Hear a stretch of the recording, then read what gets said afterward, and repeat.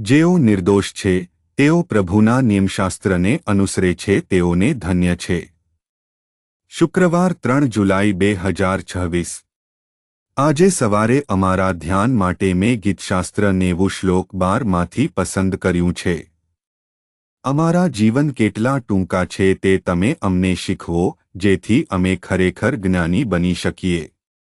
સુપ્રભાત મિત્રો, આપણામાંના દરેકને યાદ અપાવવું જોઈએ કે આપણે મર્યાદિત છીએ અને પછી આપણી પાસે વધુ સારું જીવન જીવવા માટે શાણપણનું પૂરતું હૃદય હોવું જોઈએ। ચાલો આપણે આ શ્લોક પર ધ્યાન આપીએ। આજની સવારના ધ્યાનની થીમ છે અમને અમારા દિવસોની ગણતરી કરવાનું શીખવો। આ ગીતશાસ્ત્રમાં ગીતશાસ્ત્રી ભગવાન વિશે વાત કરે છે જે અનંતથી અનંત સુધી છે। આ મૂસાની પ્રાર્થના છે જ્યાં તે આપણે કેટલા મર્યાદિત છીએ અને ભગવાન કેટલા અનંત અને શાશ્વત છે તે વિશે વાત કરે છે। તે ભગવાન કેવી રીતે આપણું રક્ષણ બને છે, આપણી શક્તિ બની જાય છે, જે આપણને પકડે છે, જે આપણને આશીર્વાદ આપે છે અને આપણને દોરી જાય છે તે વિશે વાત કરે છે। તે આપણને સમજવા માટે પણ ભગવાનની મદદ માંગે છે કે આ પૃથ્વી પર આપણી પાસે ફક્ત એક નિશ્ચિત દિવસો છે। તે કહે છે અથવા તે ભગવાનને વિનંતી કરે છે કે તે શીખવે જેથી આપણે આપણા દિવસોની ગણતરી કરીએ, જેથી આપણે જાણીએ કે આપણે કાયમ જીવતા નથી।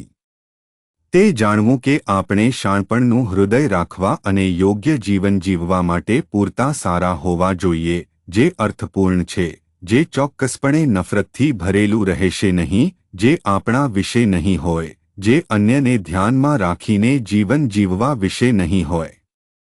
તે ઈશ્વર પાસે શાણપણ માગે છે કે પૃથ્વી પર આપણી પાસે મર્યાદિત સમય છે અને આ મર્યાદિત સમયમાં તે ઈશ્વરની શાણપણ શોધે છે, જેથી આપણામાંના દરેક એવું જીવન જીવવાનું પસંદ કરે જે ખરેખર યોગ્ય હોય, જે દયાળુ હોય, જે પ્રેમથી ભરપૂર હોય, જે એકબીજા સાથે સુમેળથી જીવે છે, જે એકબીજાને પ્રોત્સાહિત કરે છે, એકબીજાનું નિર્માણ કરે છે, એકબીજા પર વિશ્વાસ કરે છે, એકબીજાને પ્રેમ કરે છે। આપણા જીવનમાં આ જ કરવાનું છે। આપણે આ પૃથ્વી પર કાયમ માટે જીવતા નથી। તેથી જ્યારે ભગવાને આપણને સમય આપ્યો છે, ત્યારે ચાલો આપણે ભગવાને આપણને આપેલા સમયની લાયક જીવન જીવીએ। ચાલો આપણે એકબીજાને પ્રેમ કરીએ, ચાલો આપણે એકબીજાને મદદ કરીએ, ચાલો આપણે એકબીજા પ્રત્યે દયાળુ બનીએ।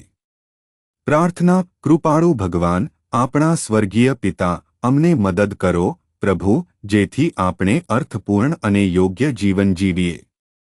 ખ્રિસ્તના નામે અમે પ્રાર્થના કરીએ છીએ, આમીન।